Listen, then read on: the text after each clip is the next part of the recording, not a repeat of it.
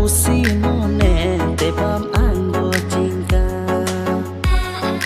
Oh kukumu tenyelet me duler bahan dalam kan pusi mone te pam anggo cinta. Dingin deng kukumu lere ambi nyam let me sita turang ebenen re suki banyu.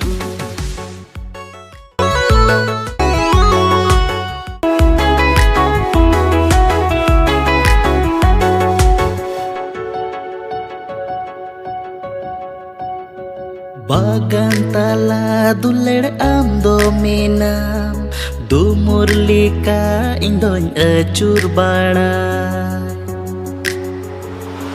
Bagan tala duler am dominam du murlika indon acur bana.